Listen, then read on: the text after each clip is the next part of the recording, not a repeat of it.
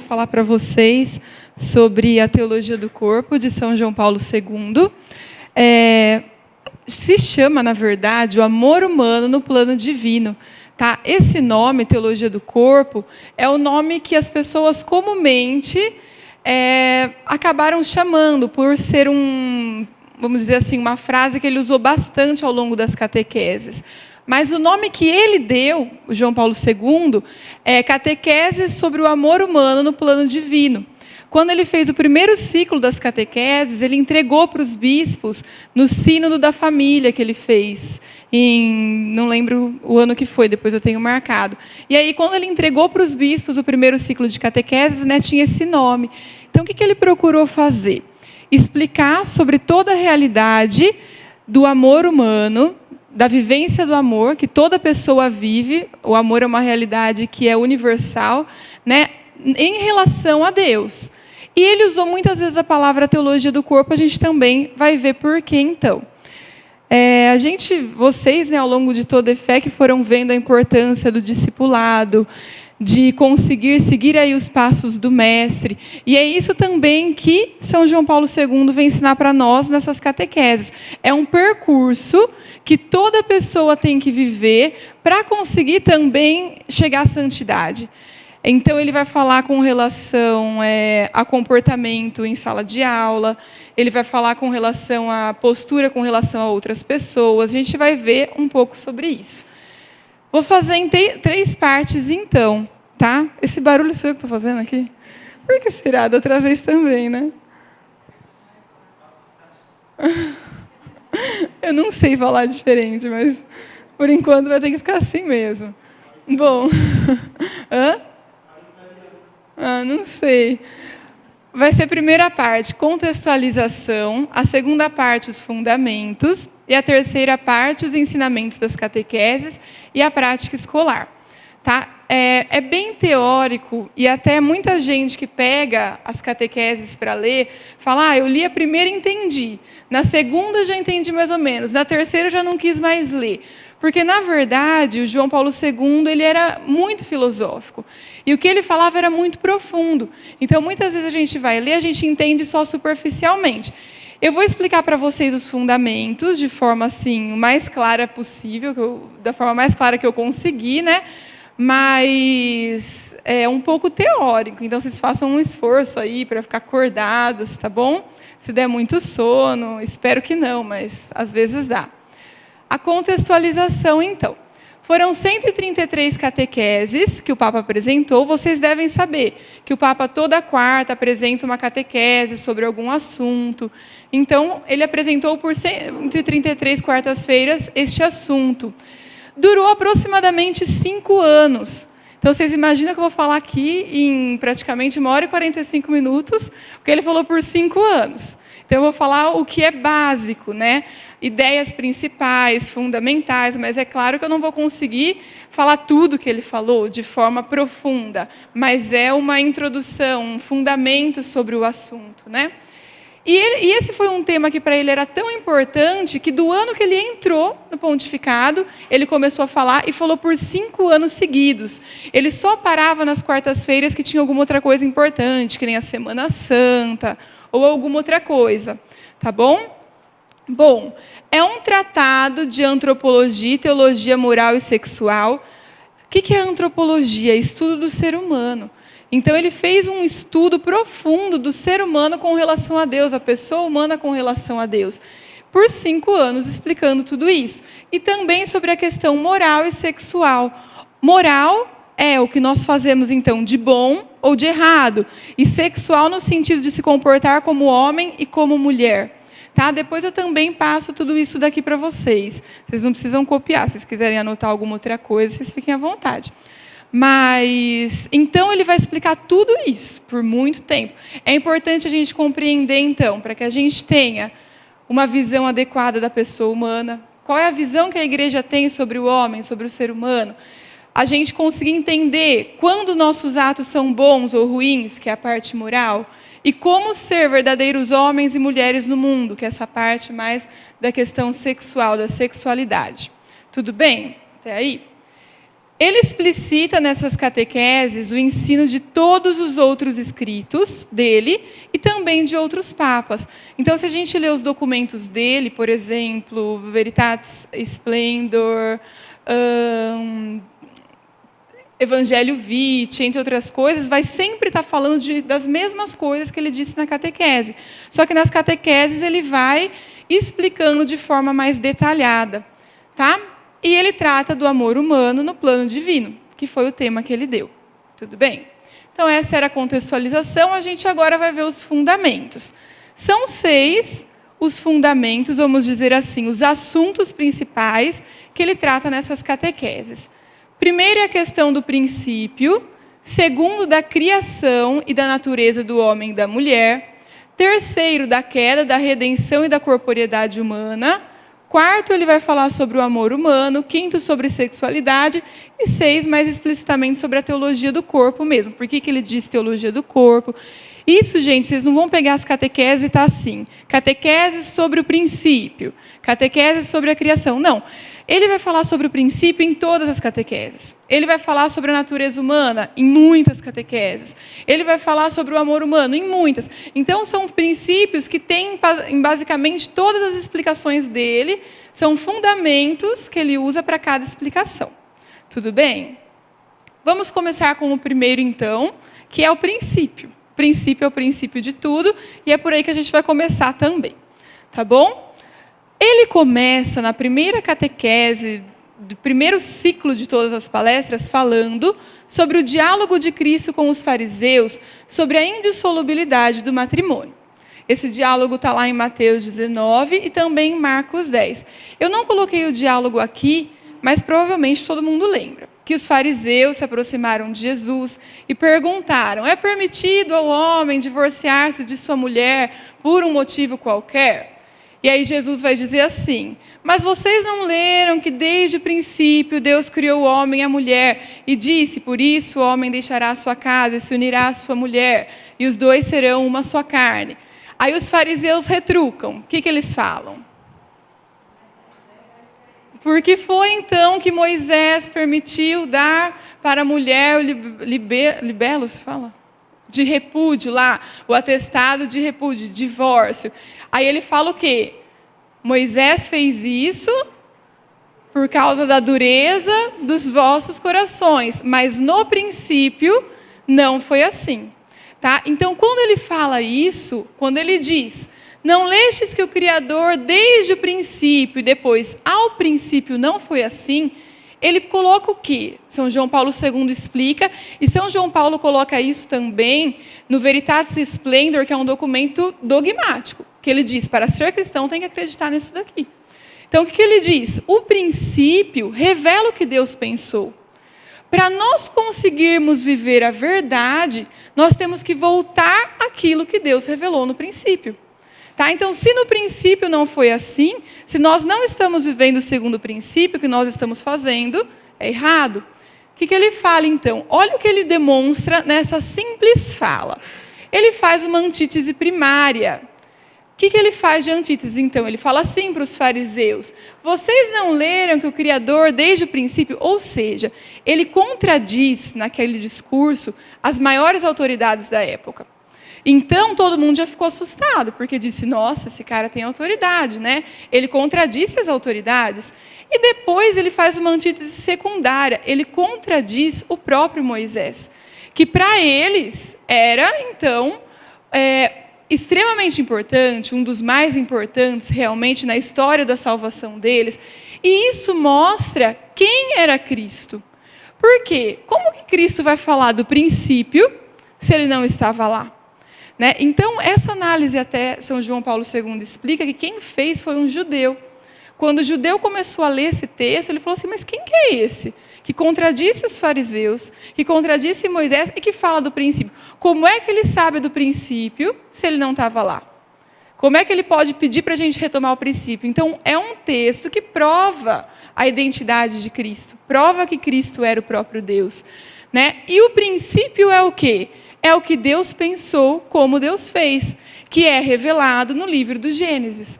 Então, a primeira parte toda das catequeses, o Papa vai falar sobre a questão do livro do Gênesis, a origem do homem, a origem da mulher.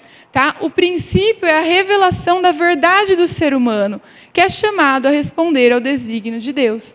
Então, revela lá o que Deus pensou no começo, quando criou o homem e a mulher. Ok? Apenas compreendendo Deus como o princípio da existência é que nós encontramos o sentido da existência.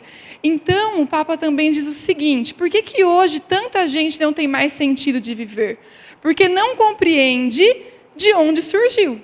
Se não compreende de onde surgiu, não compreende para onde vai. Né? Porque, como São Tomás de Aquino fala, o princípio é o fim das ações humanas. Ou seja, nós agimos em tudo em vista do nosso princípio, que é o próprio Deus. Tá? O ponto de partida, o ponto de origem, ele é extremamente importante na nossa vida, por uma questão de identidade. E o Papa vai explicando tudo isso, né? Também nesses momentos de falar do princípio. Olha só. O sentido do existir humano, que se expressa através dos atos, é o campo de estudo da moral, da teologia moral. Por isso que as catequeses também são um tratado de moral. O que significa moral? Significa modus rationalis creaturae Deum, que significa o movimento da criatura racional para Deus. Tá? É isso que nós temos que fazer na nossa vida. Nós viemos de Deus, então toda a nossa vida é um movimento que nós temos que fazer do uso da nossa razão para voltarmos para Deus.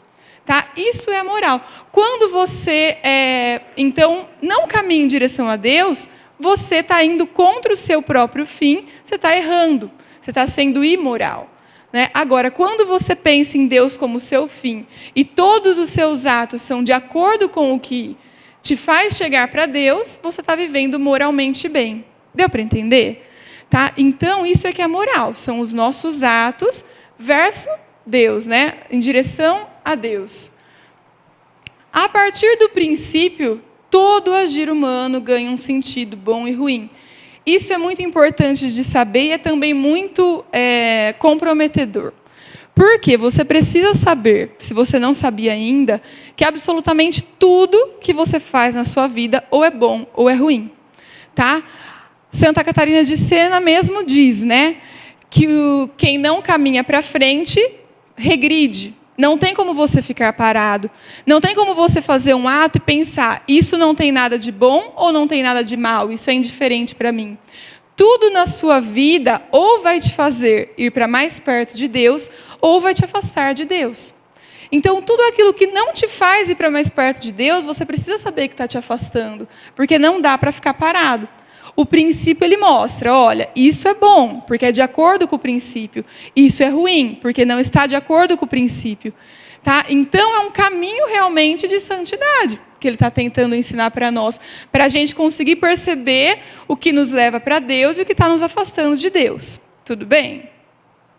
O princípio elimina toda a chance de relativismo, que é o que a gente vê hoje. Porque se tem uma verdade, a verdade não depende de cada pessoa. Deus revelou a verdade, então a verdade não depende do que eu acho, do que os outros acham. A verdade é o que Deus revelou.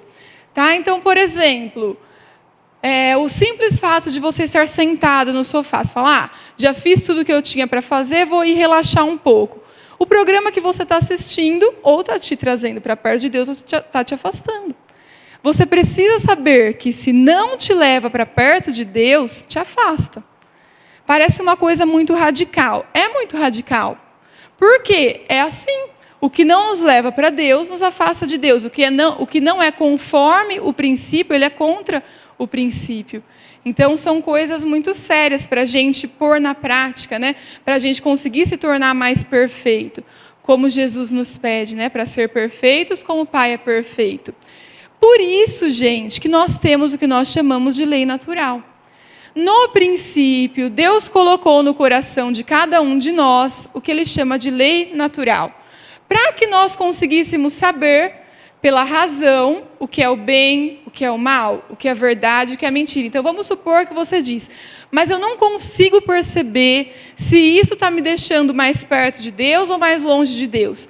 Você tem no seu coração as diretrizes para isso. Na verdade, você tem no seu coração e também tem na sua vista. Porque a gente vai ver que as leis naturais antes estavam só no coração. Depois, Deus revelou-as nas pedras da lei. Tá? Então, por exemplo, olha o que o catecismo diz sobre a lei natural, que é isso que Deus colocou no nosso coração. Ela que permite ao homem discernir pela razão o que é o bem e o mal, a verdade e a mentira. Então, você, pelo simples fato de ter a razão, consegue perceber se está fazendo bem ou se está fazendo mal. Tá? Não tem como nenhuma pessoa humana dizer que, por exemplo, não tem a mínima noção do que é certo ou errado. Mesmo que ela faça algo sem saber, vocês já devem ter experimentado isso, fazer algo meio que na dúvida de se estava certo ou estava errado, depois, se era errado, você sente um peso dentro de você. Né? A voz da tua, a gente fala que é a consciência mesmo, que aponta que você não foi para aquilo que te levava para Deus. Né? Isso, então, é a lei natural. O que mais? Ela está gravada na alma de todos os homens, qualquer pessoa, não tem que ser católico.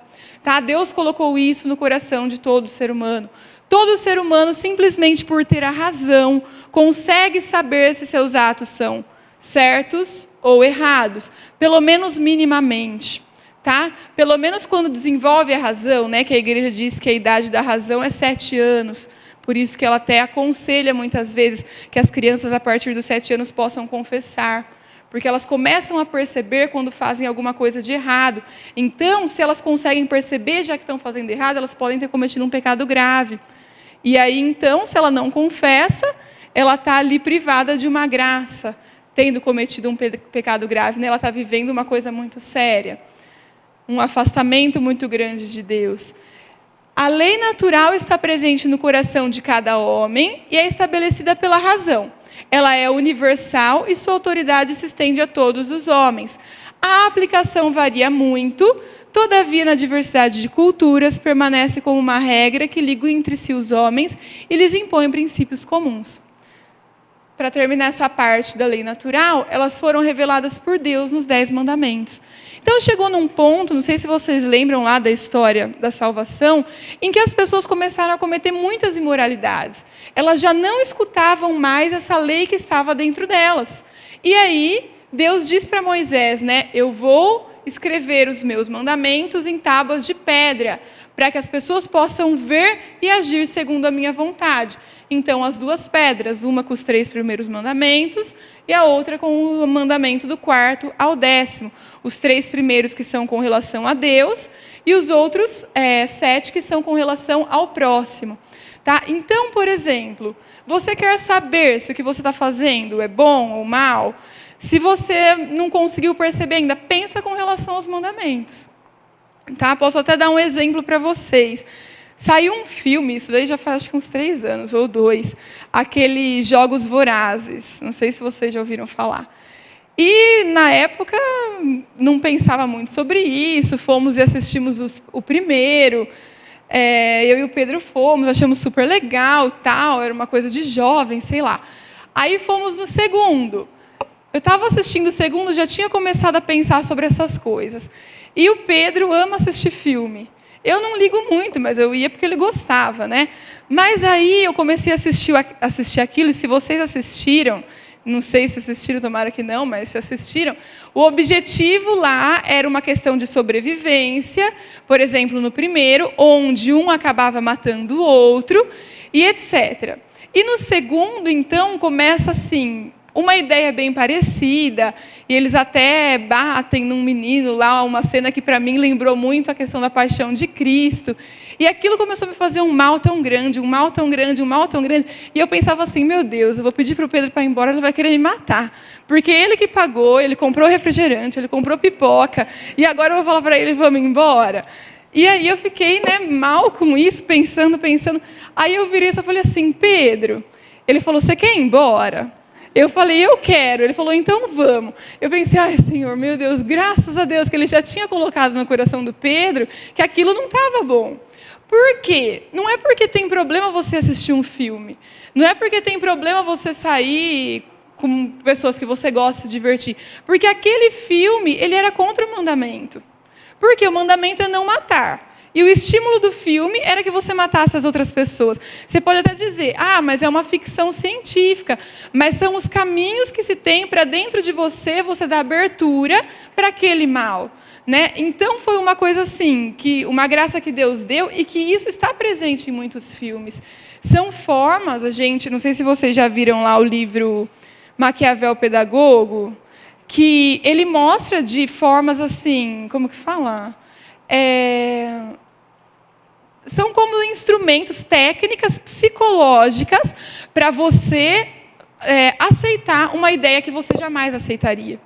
Tá? Então, por exemplo, eles pegam um aluno que é muito de fé e fazem ele fazer um papel de ateu.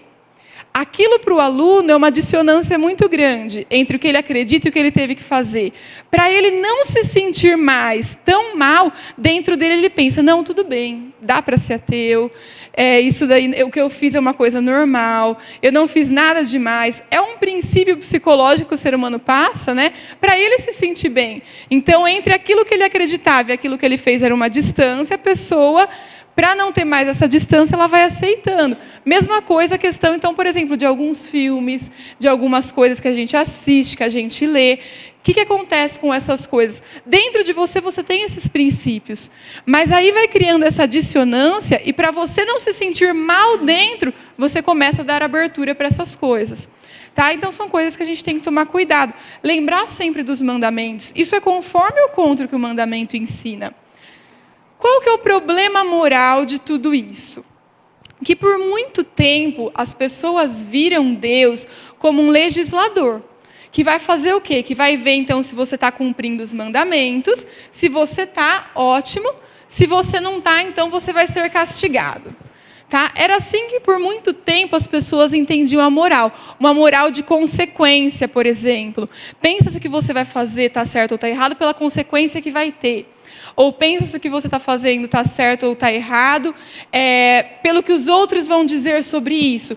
E São João Paulo II, nas catequeses, e também nessa encíclica que eu falei, ele ensina que isso não é verdade. Por que não é verdade? Porque desde o princípio Deus deu a liberdade, a possibilidade de escolher. Se tudo que a gente fizesse de errado, Deus fosse fazer a gente na hora sofrer uma consequência, por que Ele teria dado a possibilidade de escolher? Né? É o que São João Paulo II diz. A gente vê muitas pessoas que na vida fazem coisas erradas e aqui na vida acabam não se dando tão mal. Elas vão pagar pelo que elas fizeram onde? Na vida eterna.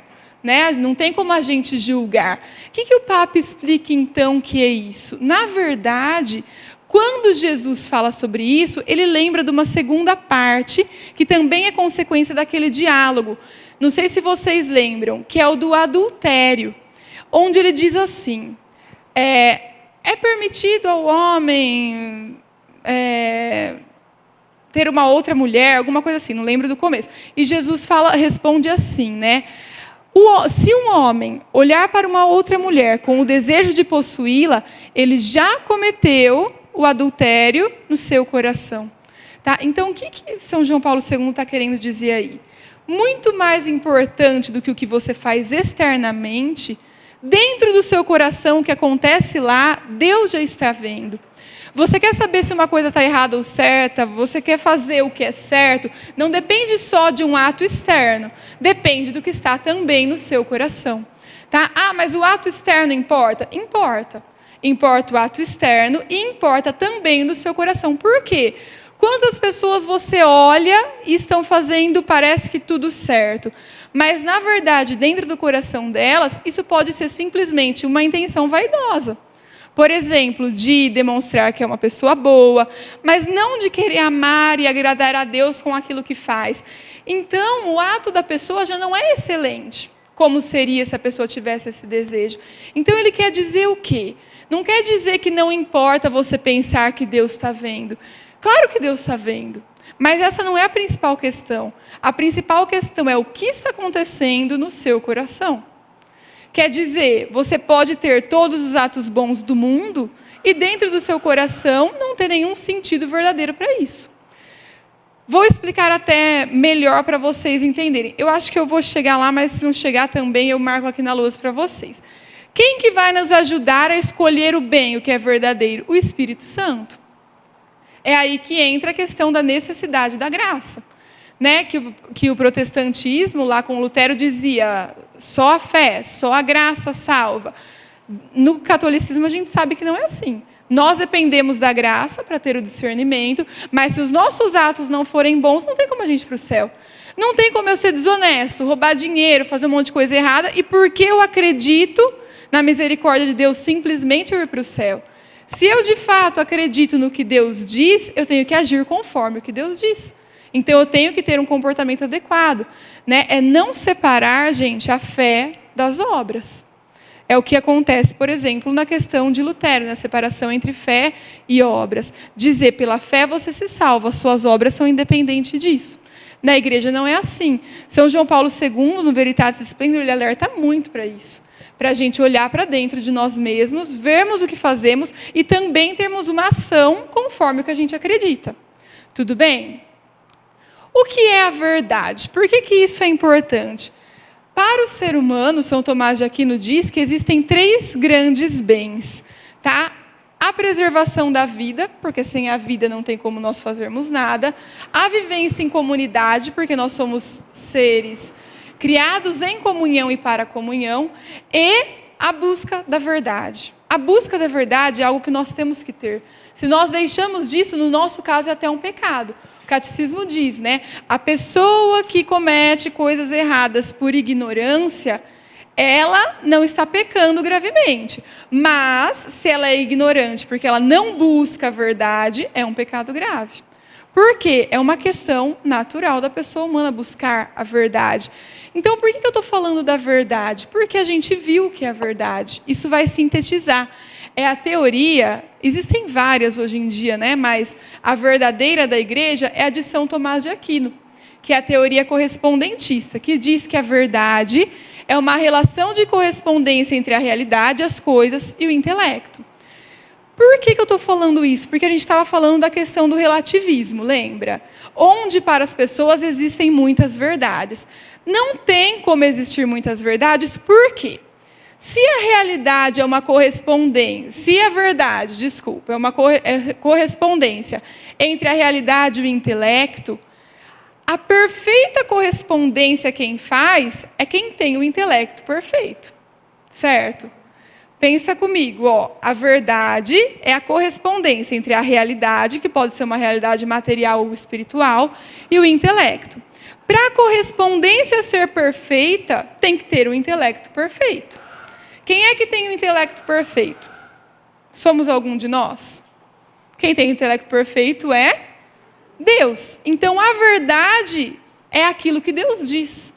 Por isso que na fé, gente, diferente da ciência que nós vamos ver, as verdades são imutáveis. Porque não tem como dizer, a relação entre a realidade e o intelecto foi errada, e aí a gente não percebeu que era verdade, como acontece na ciência. Às vezes um estudo mostra uma coisa e um outro estudo mostra outra. Por quê? O intelecto não é perfeito. Mas as realidades de fé são certas e imutáveis. Porque quem revelou foi Deus, que tem o intelecto perfeito. Por isso que, por exemplo, Santa Teresinha diz, sou o que Deus pensa de mim. Você não é o que você pensa, o que os outros pensam, mas quem sabe a verdade de você mesmo é Deus. Tudo bem? A gente vai para o segundo ponto, que é a questão da criação e da natureza do homem e da mulher. Só queria marcar para vocês o seguinte. Quando eu falei ali sobre a questão moral, e falei que São João Paulo II diz sobre o que é certo, o que é errado, o que é bom, o que é ruim, ele dá para nós 3 dicas que estão no documento Veritatis Splendor, se depois vocês quiserem procurar. Que para um ato ser bom, tá? Para você saber a moralidade do ato, chama.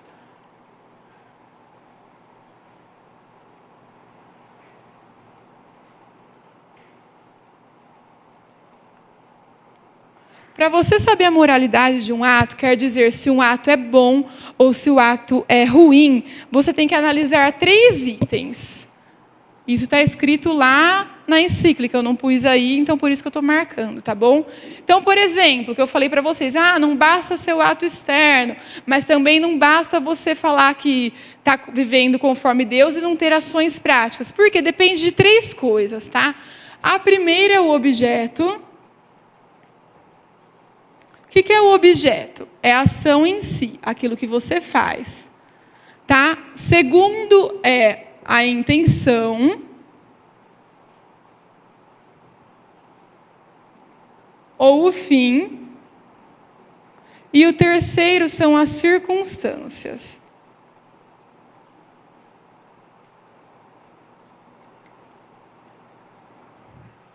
Então, por exemplo, você quer saber se um ato é bom? Você vê em si a ação que você está tendo, a intenção e as circunstâncias. Vou dar 1 ou 2 exemplos práticos para vocês entenderem. Tá? Vocês já ouviram falar que de boa intenção o inferno está cheio. E também já ouviram falar que o que vale é a intenção. Nenhuma das duas... Bom, a primeira frase é verdade, que de boa intenção o inferno está cheio. E aquela frase de que vale a intenção não é verdade. Porque não basta a intenção para um ato ser bom. Para um ato ser bom, tá? Os 3 têm que ser bons. Se tiver qualquer um deles que não é bom, o ato já se torna ruim. Tá? Então, é assim. Se a gente parar para pensar, você vai pensar, nossa, então é mais fácil fazer coisa errada do que fazer coisa certa. Porque fazer coisa errada, você erra um só. Fazer coisa certa, você tem que acertar os 3. Na verdade, não. Por isso, até, que se a gente olhar para os mandamentos, a maioria deles são negativos. Não matar, não levantar falso testemunho, não pecar contra a castidade, etc. Porque o bem tem uma infinidade tão grande que, tirando aquilo básico, que é com relação a Deus e com relação aos seus pais, que são os mandamentos, as outras coisas são bens que você nem precisa dizer, mas que já são comuns. Né? Esses precisam se dizer porque são bens primordiais, os 4 primeiros mandamentos. Tá? Então, por exemplo, vamos imaginar esse caso que eu falei para vocês do filme. Tinha alguma coisa errada em eu querer assistir um filme com o Pedro? Não, a circunstância. Tinha alguma coisa errada na nossa intenção de, a gente está cansado, é fim de semana, vamos nos divertir? Não. Mas a minha ação em si, o que é que eu estava vendo, objetivamente? Algo contra o mandamento. Então, aquela ação, que podia parecer até uma coisa boa, se tornou uma ação ruim. Deu para entender? Vamos ver um outro exemplo. Talvez não seja assim, bom, é porque agora me fugiu os exemplos. Eu toda vez penso, tenho que escrever os exemplos. Aí eu penso, não, eu vou lembrar. E chega na hora eu não lembro, mas tudo bem. Vamos imaginar, então, eu já sei que eu não vou lembrar da próxima vez. Uma pessoa, um médico, que ele é médico de fazer ultrassom, e ele resolve trabalhar numa clínica onde as pessoas abortam. Tá? O objetivo dele não é que as pessoas abortem, mas ele faz ultrassom para ajudar as pessoas, então, a perceber que ali tem uma criança e tal. O que acontece? O objetivo dele ali, então, é ajudar a mãe, ver como está a criança, talvez até ajudar a mãe a mudar de ideia. Tá? A intenção dele, o objeto ali que ele está fazendo, é simplesmente a ação de, junto com a mãe, observar a criança. A intenção dele, ele... na ignorância, né, talvez não para pensar, pensa que o que ele quer é simplesmente ajudar a mãe na questão objetiva de ver o bebê. Mas a circunstância em que ele está numa clínica onde o objetivo final é o aborto. Não é possível que ele pense que ele sozinho vai resolver todos os problemas que aparecerem ali de mães que queiram lá abortar. O que acontece, então? Pela circunstância, a intenção e a ação deles, que poderiam ser boas, se tornam ruins. Deu para entender? Tá? Então, o que acontece? Toda vez tem que olhar para esses 3 itens. Tá bom? Deixa eu continuar, senão não vai dar tempo de chegar lá. Depois, quando a gente volta nisso, não deixes que o Criador, desde o princípio, fez homem e mulher, que era uma parte do diálogo, nós vamos estudar, então, agora, sobre a questão da criação e da natureza do homem e da mulher. Tudo bem? A criação ocorre em 7 dias, como nós lemos lá no livro do Gênesis. No primeiro dia, Deus fez tal coisa, no segundo, tal coisa, etc. Existem 2 narrativas, só em Gênesis, a 1 e a 2, e existe também uma narrativa da criação nos Salmos. Tá? O que eu estou querendo dizer? Que houve 3 vezes a criação? Não. Mas que, de muitas formas, a Bíblia procura nos mostrar o que Deus fez para que nós, então, tenhamos a resposta para essa pergunta que é muito comum. De onde que a gente veio? Como que tudo começou? Tá? Cada uma das narrações conta detalhes que a outra não tem. Então, elas são todas complementares. Tudo bem?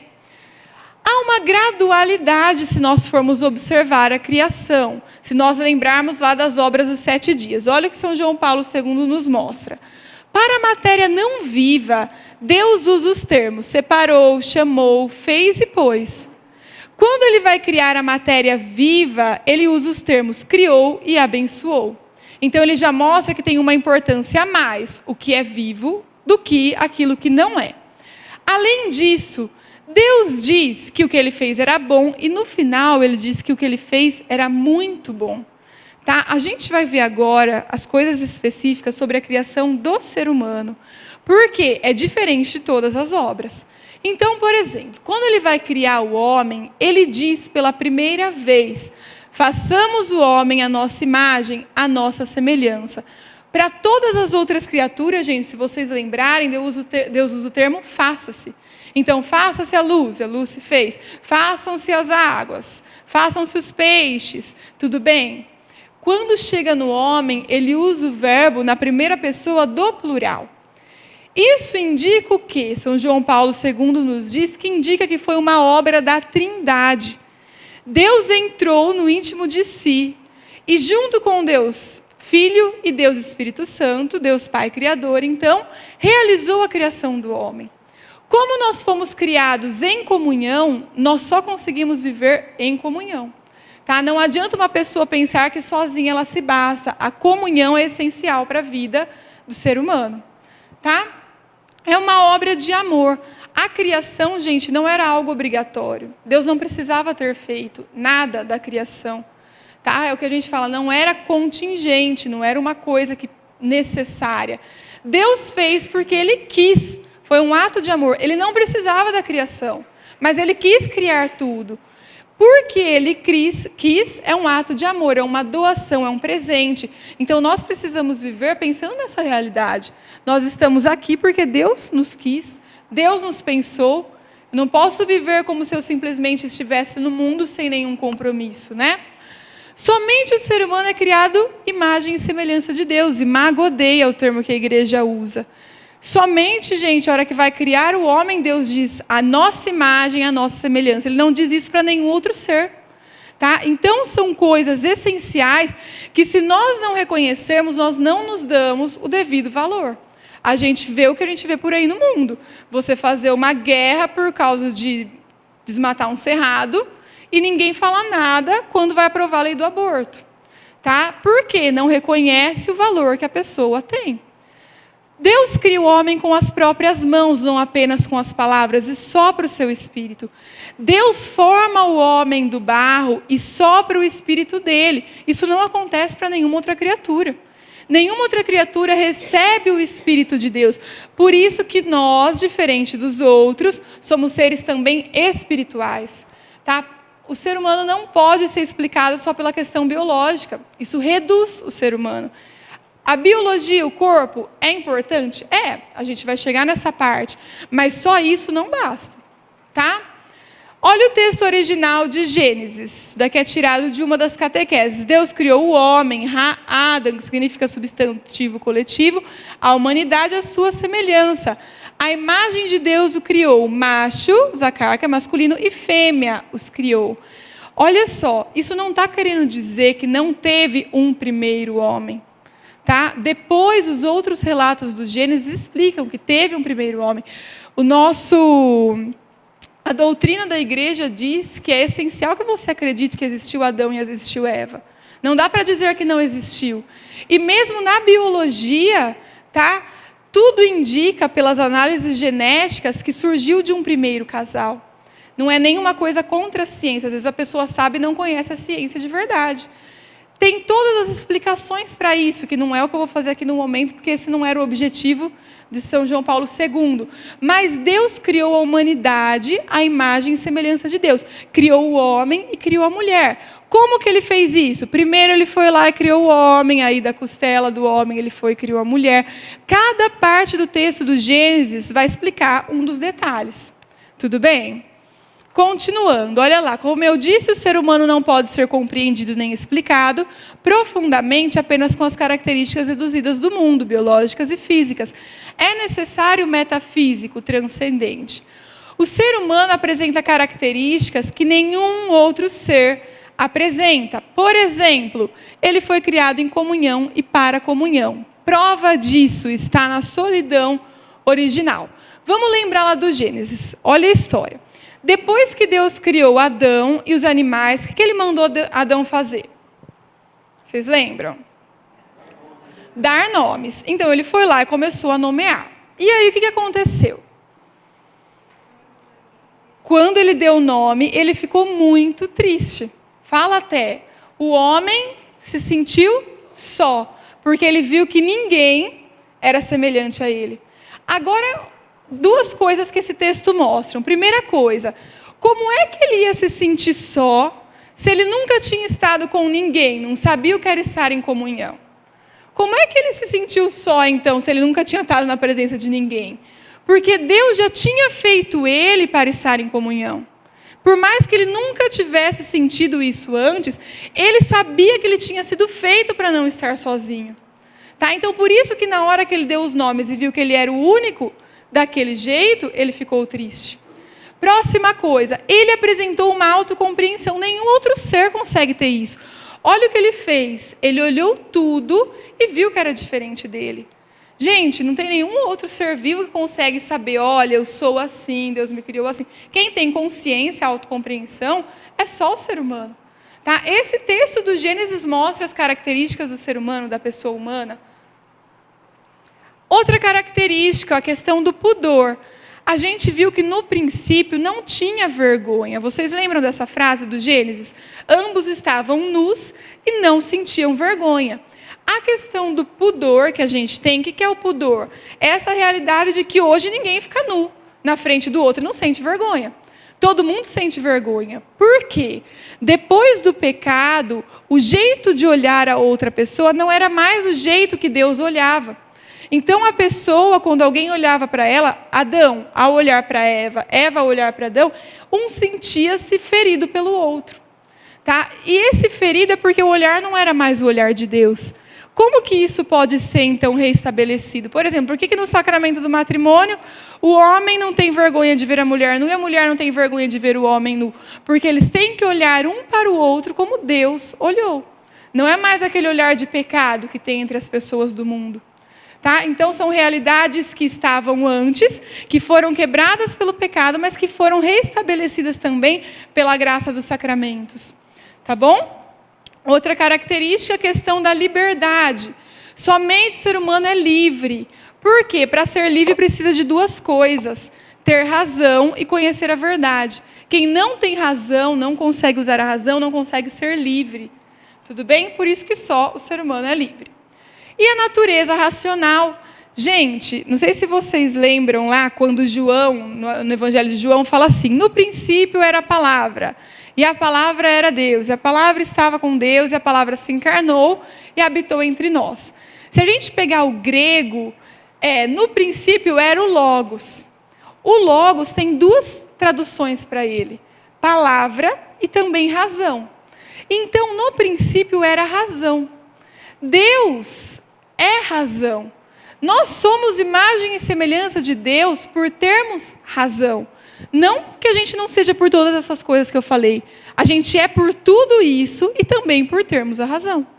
Tá bom? Então, a nossa racionalidade é também imagem e semelhança de Deus. Por tudo isso, a igreja denomina o ser humano como pessoa humana. Então, agora, eu vou falar para vocês, não vou falar mais de ser humano. Porque ser humano, eu estou falando de um ser vivo, como os outros seres vivos. Eu vou falar com vocês de pessoa humana, porque, como nós vimos, a pessoa apresenta todas essas características que são diferenciais. Tá? Então, São Tomás de Aquino fala que a pessoa significa o que de mais nobre existe em todo o universo. Isto é, o subsistente de natureza racional.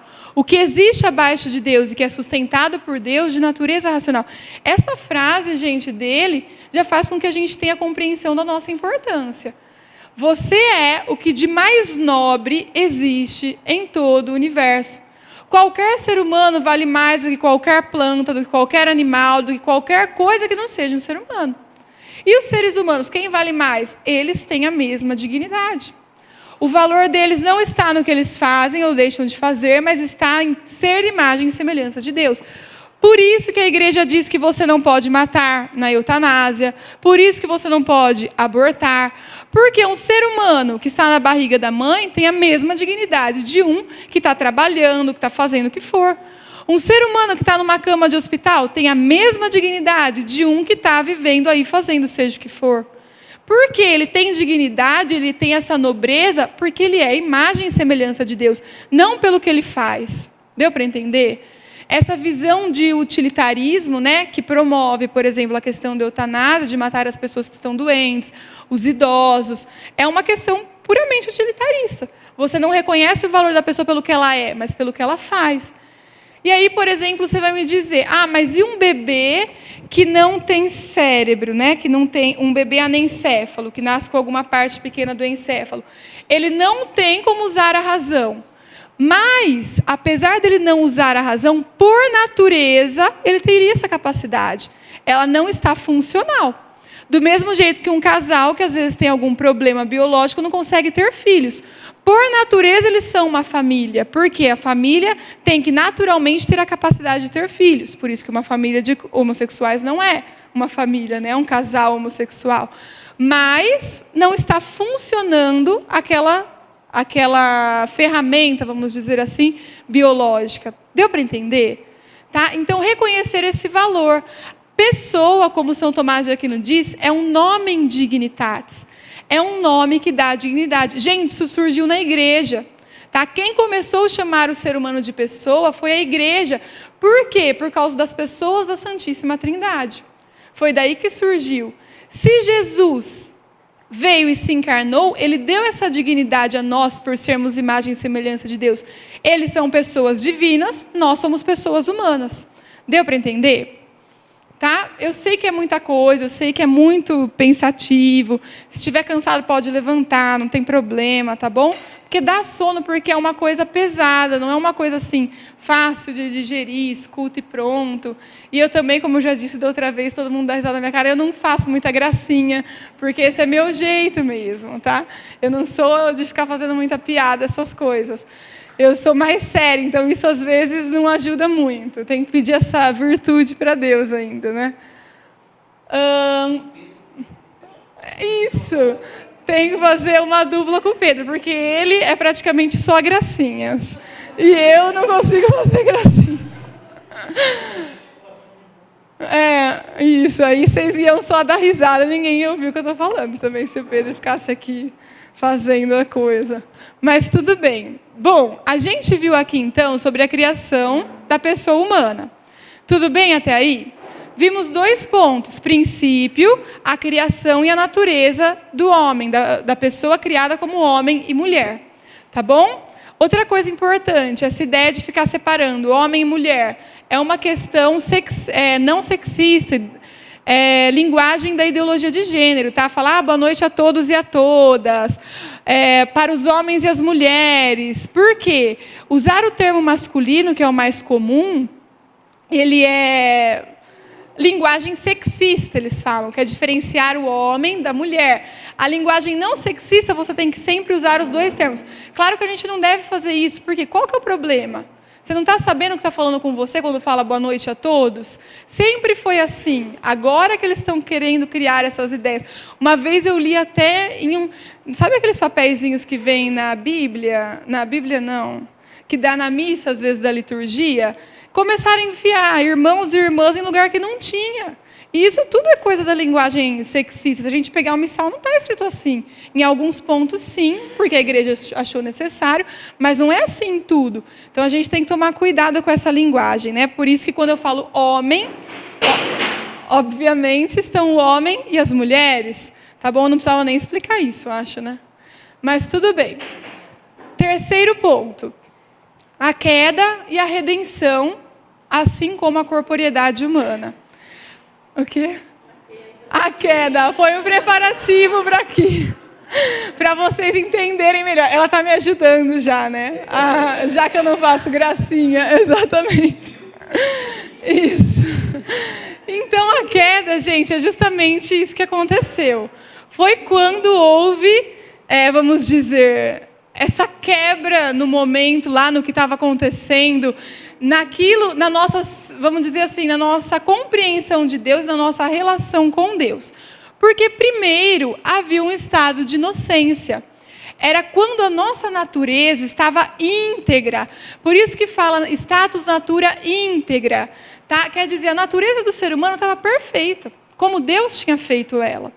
Qual que é o problema? Quando eles vão e comem do fruto da árvore do bem e do mal, eles entram em um estado de natureza decaída, que significa que houve um lapso, houve uma quebra naquilo que era o natural.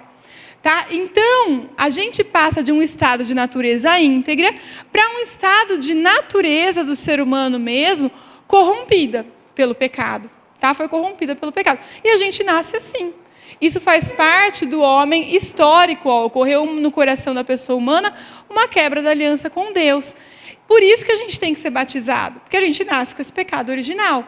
É um pecado que está na natureza humana, por isso que passa de Adão para todos nós. Não é um pecado simplesmente de ação, é um pecado de natureza humana, o querer ser como Deus, a questão da desobediência. Isso ficou como se fosse parte da nossa natureza e não era. Mas, olha que interessante, no próprio Gênesis, Deus já anuncia que Jesus viria. Por quê? Quando ele diz lá da questão do homem e da mulher, a questão da salvação para a redenção depois do pecado original, já anunciava que alguém vem trazer a redenção do pecado. Então, no próprio Gênesis, Deus já indica que enviaria seu filho por causa do pecado que havia acontecido. Isso era uma realidade, né, de proto-evangelho. Lá no primeiro livro da Bíblia já indica o que o evangelho vai mostrar depois. E se a queda ocorreu pelo corpo, a redenção também veio através do corpo. Jesus oferece seu próprio corpo. Como foi que o homem e a mulher pecaram? Foi simplesmente pensando? Eles pensaram, depois foram lá com os seus corpos e agiram, certo? É isso que nós fazemos no nosso dia a dia. Você peca pelo seu corpo. Então, você tem que saber que seu corpo é importante. Mas, diferente do que os gregos falavam, que o corpo que aprisiona a alma, e que por isso bom vai ser a hora que a gente morrer, porque a alma vai se libertar do corpo, não é isso que a igreja diz. A igreja diz, se você peca pelo seu corpo, o jeito de você ser salvo é pelo seu corpo. Porque se você faz atos ruins por ele, você vai fazer atos bons por ele. Tá? Então, para nós cristãos, não basta querer salvar a alma, né? Dizer a graça basta, como a gente já viu, isso é uma ideia protestante. Você tem que, no seu agir, demonstrar a graça que está agindo em você. Então, olha só, o corpo é o que permite a união da matéria com o espírito. Nós somos uma unidade dual. Não tem como uma pessoa viver no mundo sem um corpo, gente. Foi Deus que pensou assim, Deus que criou assim. Então, como é que você pensa que seu corpo não é importante? É por isso que São João Paulo II vem fazer uma teologia do corpo. Porque ele diz que o corpo, a visão do corpo foi tão deturpada que a pessoa, por não viver mais adequadamente a realidade do seu corpo, ela não alcança mais a salvação. Então, a gente precisa viver bem a realidade do corpo para conseguir chegar no céu. Isso não significa ser vaidoso, precisar fazer necessariamente uma academia. Significa o quê? Você agir bem através do seu corpo. O que é castidade? É isso, certo? Tem uma parte do catecismo que explica a castidade falando correto relacionamento consigo mesmo e com os outros. E isso a gente consegue pelo corpo. Tá? Isso é ser casto, viver perfeitamente a vivência da corporeidade. Tá? Então, olha só, é uma rejeição no dualismo, daquilo que eu falei para vocês dos gregos. Os gregos falavam justamente o que eu já disse, que você tinha que morrer, porque assim a alma ia ser livre, e o corpo era o lugar que prendia a alma. Então, você se libertava e você estaria pleno sem a alma. Eu digo até mais. Como é que Jesus e Maria estão no céu? De corpo e alma, certo? Como estão todos os outros santos? Só a alma, porque fala que o corpo vai quando? na ressurreição final, nos últimos tempos, né? Então, até pela doutrina da igreja, nós podemos entender que, apesar deles estarem já plenamente na presença de Deus, eles não estão ainda com a plenitude do ser, porque eles não estão com o corpo lá. Agora, o corpo não é só uma questão da matéria. O corpo, não estou querendo dizer esse corpo aqui, tá? O corpo é o quê? A união da matéria com o espírito. Isso que a gente vê é a nossa matéria. É também o nosso corpo. Como vai ser a realidade do corpo no céu? É um mistério. Não estou falando que vai ser esse corpo aqui, obrigatoriamente, mas também não sei se não vai ser, tá? Porque isso é um mistério. Como vai ser a questão do corpo no céu, da ressurreição? A experiência no mundo, gente, sempre foi encarnada. Se Deus nos fez num corpo, como é que a gente vai querer ser salvo sem pensar no corpo? Tá? Não tem como. Ele nos criou assim, porque é assim que a gente também chega na salvação. É o corpo que nos permite a relação. Olha o que Bento XVI explica num livro que chama Escatologia. Que escatologia é, então, a questão do fim dos tempos, né? Vamos dizer assim, o momento final. O corpo nos precede a um dom originário. Corpo, Deus nos deu. Ele nos criou com o corpo. Isso é outra coisa importantíssima do corpo. Tá? Você consegue fazer seu corpo? Não. Então, o corpo acaba com qualquer possibilidade de ateísmo. Tá? Por quê? Como é que um ateu, que é o seu próprio Deus, consegue fazer o seu corpo? Não tem como. O corpo é uma prova de que você é criado. Tá? Porque ele não surge simplesmente porque você quer. É uma coisa que você recebe. É uma realidade originária. O corpo é o que nos ajuda a ver que nós não somos autossuficientes. Tá? Nós precisamos do outro, do pai e da mãe. Precisamos dos irmãos. O corpo é importante por tudo isso. Através do corpo, isso é até importante para quem é professor dessa área, né? Nós conseguimos ensinar essas realidades que não são puramente biológicas. O corpo é o que vai te fazer você perceber que você foi criado, que você precisa dos outros, que você tem que ter atos bons para chegar ao céu. Aí aqui está o que eu falei, que Bento XVI ensina. Olha o que ele diz. A salvação do homem vem pelo corpo. Por quê? Se é o corpo que permite a comunhão, e a salvação e a comunhão com Deus e com os outros, a salvação tem que vir pelo corpo. Dá para entender a ideia? Então imagina assim, ó. O que é eu estar no céu? É eu estar em plena comunhão com Deus e com os santos, não é? Como é que a gente consegue estar em comunhão? Bento XVI fala, é com o corpo. Você consegue aqui na Terra se relacionar com alguém, estar em comunhão com alguém se não tivesse um corpo? Não. Então a salvação, a sua comunhão com Deus e com os irmãos, necessita do seu corpo. Deu para entender? Porque que isso é uma realidade importante? Por isso que São João Paulo disse, temos que ter uma teologia do corpo. Saber ver o nosso corpo a partir da visão que Deus vê. Por que Ele criou o corpo? Tá? Não é simplesmente para a gente ter a mesma matéria que os animais.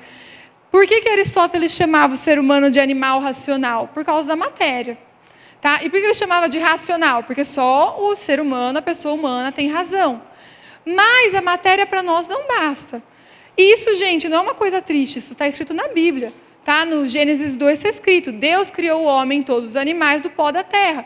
Então não é uma coisa absurda eu falar que a gente tem a mesma matéria que os outros seres, porque a gente tem. Na Bíblia está escrito que criou todos do pó da terra. Tá? Mas tem uma diferença. Isso não basta para nós. Deus nos fez a sua imagem e semelhança. Nós somos pessoas humanas. Deu para entender? Não é um reducionismo, pelo contrário, é reconhecer quem você é e o seu valor. E a importância do seu corpo para a salvação. E isso daqui talvez é uma coisa que vocês não saibam, ou já saibam, não sei. O novo do cristianismo não é a imortalidade da alma. Isso os filósofos gregos já diziam, que a nossa alma é imortal. Isso um monte de religião diz, que a alma é imortal. O que só o cristianismo diz? Que a alma é imortal, mas que vai ter uma ressurreição da carne. Tá? Quer dizer, você tem que cuidar da sua alma e expressar isso na sua carne, porque a sua carne vai ressuscitar. Tá? Por isso que diz também, se seu corpo te faz pecar, é melhor você entrar no céu sem tal parte do corpo, do que por causa dela perder a vida eterna. Tá? São coisas sérias. É através do nosso corpo que nós vamos conseguir o caminho. É isso que está querendo dizer. Tá? É pelo corpo que a gente peca, é pelo corpo que a gente se salva. Eu não estou querendo dizer aqui de forma alguma que o corpo é mais importante que a alma. Tá? Não tem como isso. Por quê? Não está escrito, mas eu vou dizer. A alma é a forma do corpo, a filosofia diz. O que significa isso? O que é forma em filosofia? É essência, natureza. Não tem como o corpo se formar sem a alma. Tá? Por isso que a alma é mais importante. Mas o corpo, a alma é a forma do corpo. A alma se manifesta no corpo. Sem o corpo, a alma não consegue se manifestar. Deu para entender? Tá? Não é questão de dizer que o corpo é mais importante que a alma, porque sem alma não teria corpo. A alma é mais importante, dizendo claramente. Tá? Mas você precisa, através do corpo, expressar a sua alma. Tudo bem? Homem e mulher são dois modos diferentes de viver a experiência encarnada. Então, Deus criou o corpo feminino ou o corpo masculino. Não é só o corpo, gente. Lembra que eu falei que o corpo é a alma é a forma do corpo? Tá? Forma, como eu disse, é a essência, porque senão a gente faz confusão com forma como a gente conhece e pensa, a alma é a forma do corpo, então o corpo é mais importante. Não, cuidado. Tá? Mas Deus criou a gente como homem ou como mulher, isso é em tudo. Mesmo a nossa alma. Ou ela é feminina, ou ela é masculina. Tá? A igreja diz que a sexualidade, a gente vai chegar nessa parte, atinge todas as partes do ser. Psicológica, moral, espiritual, física. Tá bom? O corpo que permite a experiência filial, você perceber que você é filho. Jesus vem redimir o corpo, mas atualmente a visão do corpo está deturpada. Essa era a preocupação de São João Paulo II. Se a gente vai chegar no céu pelos nossos atos que se fazem através do corpo, se a pessoa vive erroneamente a visão do corpo, como é que ela vai conseguir chegar ao céu? Tá? É por isso que ele fez esse tratado. Por isso também que as pessoas dizem teologia do corpo. Voltar ao princípio, redenção no corpo de Cristo. Quando Jesus veio, gente, e no seu corpo sofreu tudo o que ele sofreu, foi para redimir o nosso corpo. Foi para nos redimir de todos os pecados. Por isso que o seu corpo ficou tão desfigurado.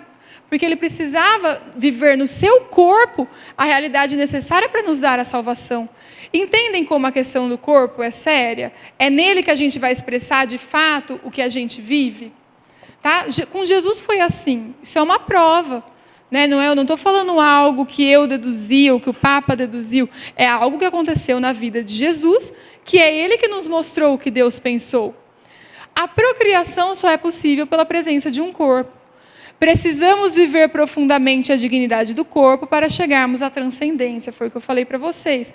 Não basta dizer alma, alma, alma. Se a pessoa não vive isso no seu corpo, ela não vai conseguir viver adequadamente o que ela quer para a sua alma, para a parte transcendente. Tá? Parte 4, amor humano, é mais rapidinha. Tudo que a pessoa humana faz é por amor, porque foi criada no amor e para o amor. Eu nem coloquei de quem é a frase, porque tem mais de 10 santos que dizem essa frase. Tá? São Tomás de Aquino diz isso, São João Paulo II diz isso, Santo Agostinho diz isso. Como nós somos criados no amor e para amar, tudo que nós fazemos é por amor. Aí você vai pensar, mas até coisa errada. Tá? Quando uma pessoa, por exemplo, tem ódio da outra, quer matar a outra, geralmente é porque ela fez alguma coisa ruim para alguém que ela ama. Então, teoricamente, é por amor. Qual é o problema? Só antes, o que é amar? A palavra amar, querer o bem do outro. Como que você sabe se é um amor verdadeiro? Se quer o bem do outro. A definição de amar, na Suma Teológica está isso. Amar é querer o bem do outro. Tá? O problema é o amor desordenado. Então, quando que uma pessoa faz coisa errada por amor? Quando o amor dela está desordenado. Em vez dela amar como Deus ensinou, a Deus sobre todas as coisas e ao próximo como a si mesmo, ou ela ama o próximo mais do que a Deus, ou ela ama a si mesmo mais do que o próximo, mais do que a Deus. Isso que gera os problemas na questão do amor. Deu para entender? Qual que é a solução? Santo Agostinho fala que a solução é ordenar o amor. Ordo amores. Ter o amor a Deus sobre todas as coisas e ao próximo como a si mesmo. Então vamos imaginar o seguinte. uma pessoa fez algo realmente muito errado. Vamos supor que o marido traiu a mulher. E a pessoa quer o bem do outro. Fala, não, eu amo meu marido, mas eu não posso perdoar. Se você ama a Deus sobre todas as coisas, e Deus te diz para perdoar, se você não perdoa, é porque, na verdade, você não ama a Deus sobre todas as coisas. Você ama a si mesmo, por exemplo, e acha que é uma questão, talvez, de orgulho, ou pode ser por sofrimento, pode ser inúmeras coisas. Mas, ainda assim, isso não justifica, porque é um amor desordenado. Deu para entender? Tá? Qualquer ato de não perdoar é amor demais a si mesmo, ou falta de amor ao outro, ou falta de amor a Deus, por exemplo. O amor esponsal, que é a plenitude do amor, é a doação sincera de si mesmo. O que Jesus fez, gente? E ele que amou perfeitamente. Chegou até a morte de cruz, não foi? Ele se doou inteiramente. Um amor verdadeiro é quando você ama, você quer o bem do outro a tal ponto que você se doa totalmente. Foi o que Jesus fez. Quer saber se você está amando plenamente? É só pensar. Você está na cruz, né? O Toninho, nosso fundador, sempre fala. Se você ama, você tem que saber que você vai estar sendo crucificado. Porque foi isso que aconteceu com Jesus. Né? Então, é jeito da gente saber se a gente está se doando totalmente mesmo. E a igreja nos ensina, aqui eu pus a referência do Familiares Consórcio, e também isso em vários documentos que tratam sobre a sexualidade, que existem duas formas de realização completa da vocação de amor. Ou seja, só tem duas formas de você no mundo chegar à doação sincera de si. Ou no matrimônio, ou na virgindade, que também pode ser chamada de celibato. Não tem como uma pessoa simplesmente dizer, eu não me casei, e conseguir se doar plenamente por amor, se ela não resolveu, então, guardar sua virgindade para se doar para Deus. Se ela disser, né, eu não me casei porque eu quero me entregar totalmente para Deus, tudo bem. Agora, se ela não se casar e não se entregar totalmente para Deus, de alguma forma, ela não consegue chegar à plenitude do amor. Por quê? Porque no matrimônio, você tem que se entregar totalmente para o outro, para assim amar a Deus. E na virgindade, no celibato, você se entrega totalmente para Deus e assim ama os outros. Deu para entender? Nós vamos falar de cada um rapidinho. O celibato é um casamento celebrado no céu. Tem algumas catequeses que o Papa dedica só para o celibato. Tem algumas catequeses que ele dedica só para o matrimônio. Ele fala mais do matrimônio do que o celibato. Não porque o matrimônio é mais importante, porque ele até diz que o celibato é mais. Tá? Vou chegar lá, vocês vão ver por quê. Mas porque ele diz que a vocação mais comum é a do matrimônio.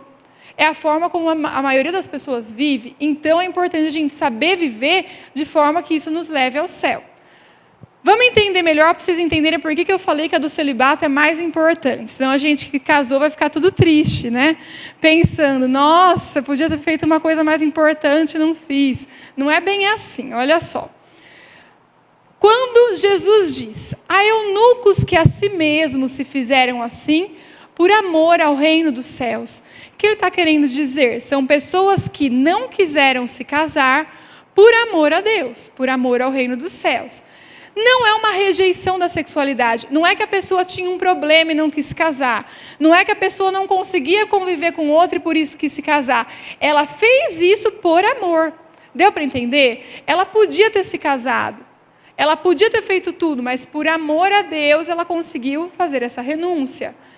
É uma opção livre de não se unir a ninguém nesta vida para consagrar todos os seus desejos à união com Cristo, a única capaz de satisfazer plenamente. Tá? Tudo isso, gente, eu tirei de lá das catequeses, não sou eu que estou dizendo. Então, o que acontece? A pessoa escolhe não se unir a ninguém nessa vida para viver aqui na terra a realidade que a gente vai viver no céu. A opção pelo celibato precede a opção pelo sacerdócio, na visão de São João Paulo II. Ele diz, não tem como uma pessoa se entregar para os outros, se primeiro ela não resolveu se entregar totalmente para Deus. Por isso que ele defende, né, a questão do padre celibatário. Tá? Isso é uma questão de disciplina, não de doutrina. Por isso que às vezes a gente fala, mas tem padre na igreja, como que fala lá? Ortodoxa que é casado. Tá? Ou então deram abertura para esse padre se casar e mesmo assim conseguir continuar exercendo o sacerdócio. Porque não é uma doutrina, mas é uma disciplina. Quer dizer, não é uma coisa imutável. São Pedro mesmo, a gente sabe que ele era casado. Mas é uma disciplina hoje para quê? Para que a pessoa consiga realizar plenamente aquilo que ela era chamada. Tudo bem? É uma vocação superior. Por que eu disse que é mais importante no sentido de ser superior? Porque é para o reino, antecipa a comunhão com Deus e com todos os santos. Se a pessoa vive aqui, o que vai ser no céu, não tem como eu dizer que não é um caminho privilegiado de santidade, que é o que diz a vida consagrada. Tá? A pessoa vai viver aqui na terra a realidade que é do céu. No céu é a realidade perfeita. Mas qual que é a diferença, então? Nós vamos chegar lá para ver. Para que o celibato para que o celibatário, né, esteja bem consciente do que está escolhendo, ele deve saber o que está renunciando. Uma pessoa que escolhe se entregar para Deus, ela tem que saber que ela está renunciando a ter uma família, que ela está renunciando a ter descendentes, que ela está renunciando a ter uma pessoa para ser companheira nessa vida. São grandes renúncias. Vocês entendem o tamanho dessas renúncias? Pensar que a pessoa nunca vai ter um marido, que a pessoa nunca vai ter uma esposa, na verdade vai ter, que é o próprio Cristo, mas não vai ter como a maioria das pessoas tem. Por isso que ele diz que tem um grande valor também, porque o grande valor é consequência da grande renúncia. É uma renúncia tão grande que se a pessoa viver plenamente isso, ela vai ter uma recompensa muito grande. Deu para entender? Mas qual é a melhor vocação? É a que Deus nos dá. Então, por exemplo, se todo mundo nesse mundo resolver virar celibatário, o que vai acontecer? Vai acabar a população humana. Isso quer dizer o quê? Deus também quer o matrimônio. Por isso que o matrimônio é um sacramento. A gente vai falar dele agora. Não é que ele não tem valor, que ele não vai te ajudar a ser santo. Claro que vai. Senão não seria um sacramento. Tá? É um caminho de santidade? É. Mas qual vai ser a melhor vocação para você? Aquela que Deus te der. Você precisa fazer um discernimento aí, não é um discernimento assim, Deus está me pedindo isso. Ver coisas concretas, a realidade histórica de onde você está, do que você precisa. Mas não adianta eu pensar que, por exemplo, todo mundo é chamado ao celibato. Todo mundo deve ser celibatário. Como Jesus disse, não é todo mundo que percebe isso. Por quê? Não são todas as pessoas que têm as características para viver essa vocação. Porque Deus também precisa do matrimônio. Para que existam mais pessoas no mundo, para que tenham mais pessoas para Deus, para que a humanidade continue e existam pessoas que se entreguem para Deus. Tá? Então, são realidades diferentes, mas que vão viver, vamos dizer assim, um chamado de Deus diante de uma necessidade. Diante da necessidade de novas pessoas, diante da necessidade de, por exemplo, de não ter filhos, não se casar, mas para se entregar para algo que nesse momento é mais necessário, depende. Tá bom? Não tem como a gente dizer qual é a vocação. A vocação você recebe. Por isso que São João Paulo II chama de o amor humano no plano divino. Quer dizer, Deus tem um plano para a humanidade. E nós temos que procurar viver bem esse plano. Sobre o matrimônio, olha o que ele diz. É a imagem da união de Cristo com a igreja. Submetei-vos uns aos outros no temor de Cristo. Tá? É para um ser mútuo auxílio. Quando ele vai criar a mulher, quando na Bíblia fala da solidão original, fala assim, Adão não achou nenhuma auxiliar que lhe fosse adequada. Tá? O que nós somos um para o outro? Auxiliares adequados. Tá? As melhores ajudas que uma pessoa pode ter é a outra pessoa, principalmente no matrimônio. Um vai ajudar o outro a chegar ao céu. Tá? É verdadeiro quando reflete o amor que Cristo, o esposo, dedica à igreja, sua esposa, e que ela se esforça por retribuir-lhe. É a vocação mais comum. Por isso que São João Paulo II insiste em falar do celibato.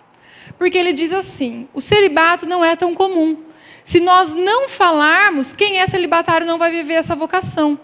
Por quê? É tão comum a questão do matrimônio, que se a pessoa não parar e pensar, será que eu não sou celibatário? Ela não vai descobrir se ela for. Porque a vivência do matrimônio é mais comum na nossa sociedade. Deu para entender? O verdadeiro amor não se fecha em si mesmo, está aberto aos filhos. Esse é o grande bem do matrimônio. Tá? O grande bem do matrimônio não é simplesmente o casal estar unido e ser santo. O grande bem do matrimônio são os filhos.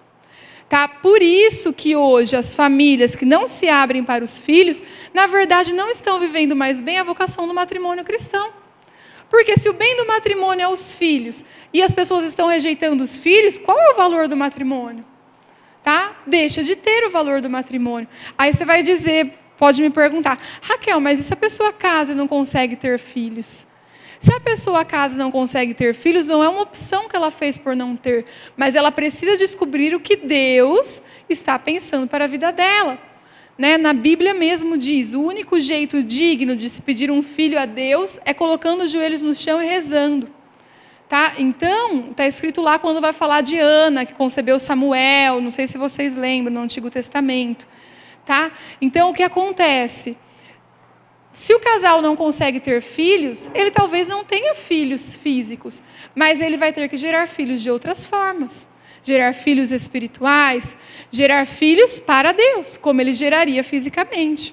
Tá bom? Não é, então a pessoa não viveu bem sua vocação? Não, não quer dizer isso. Nós não sabemos perfeitamente os planos de Deus, nós temos que procurar viver cada dia melhor o que Deus vai nos revelando.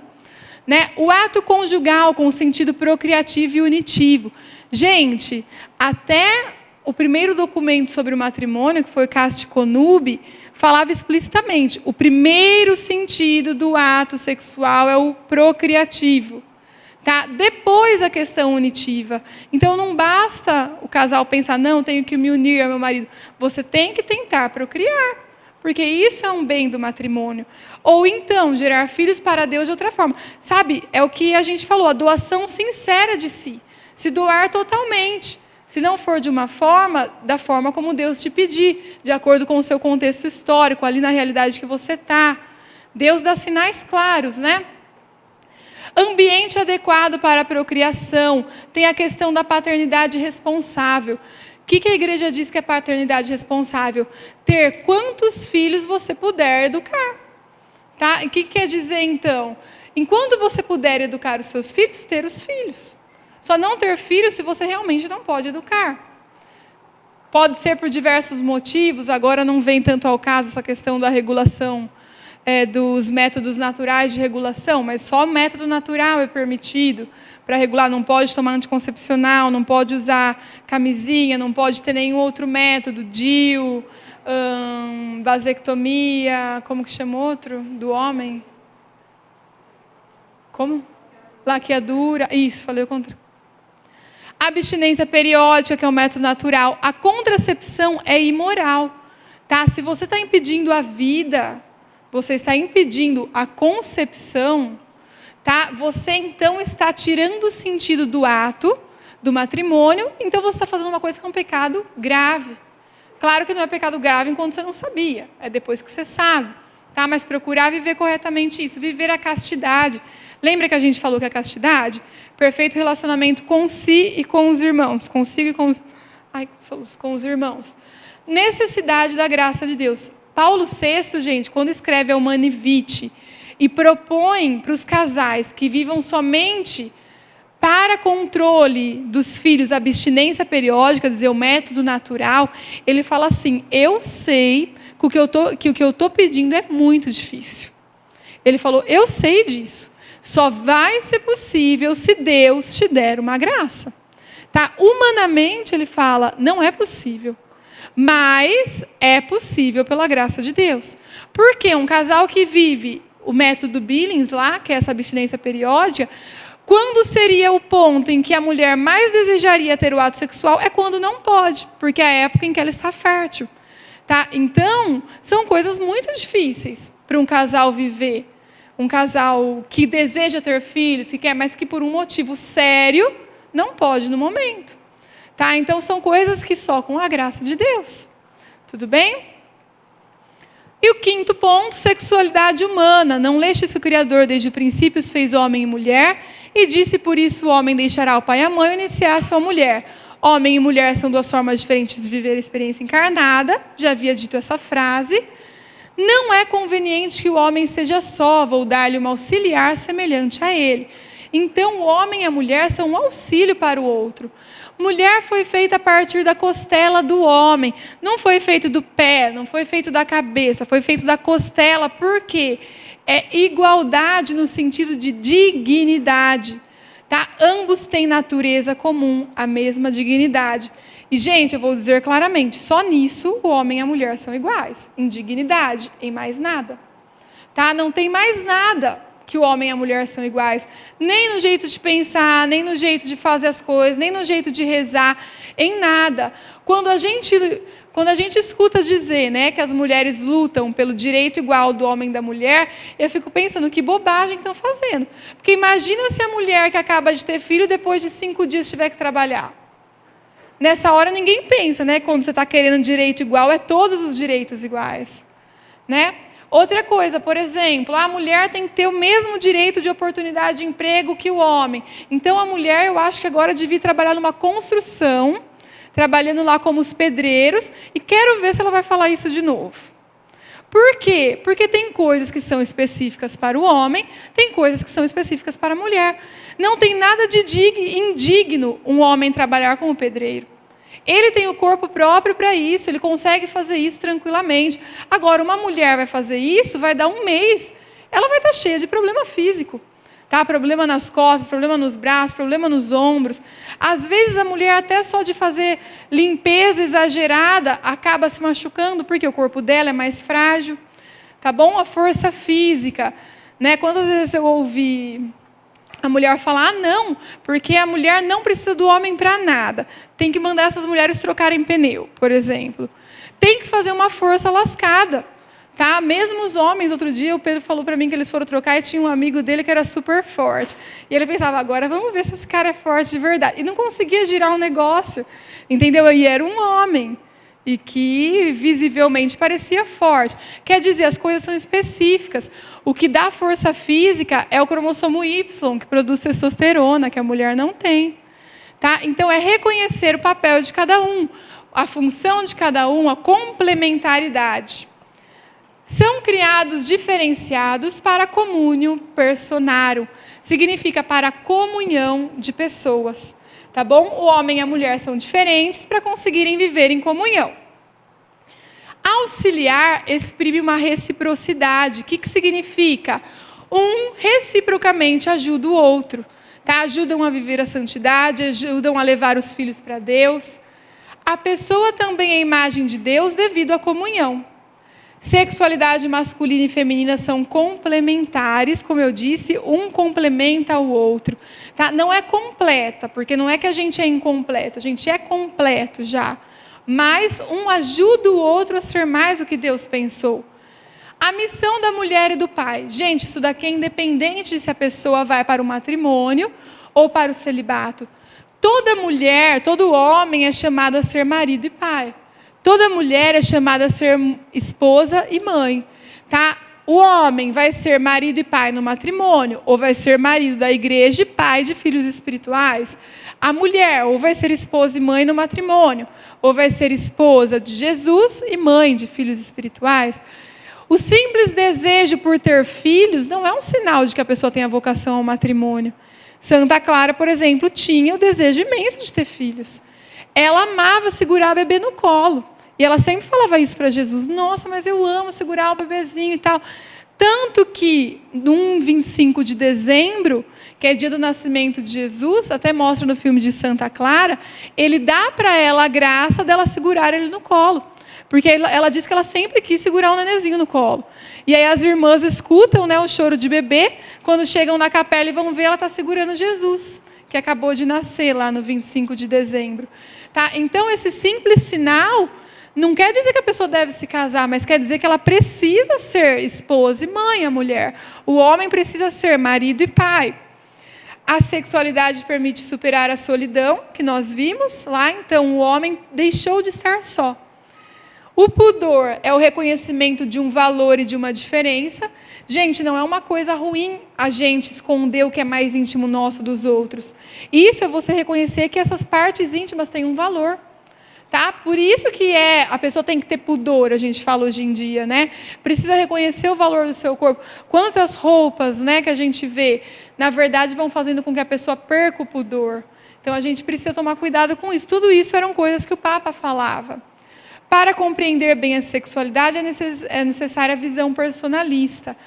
Personalista vem de pessoa, tá? Que em italiano é persona, italiano e latim também, que vem de pessoa. Quer dizer, você reconhecer todo ser humano como uma pessoa.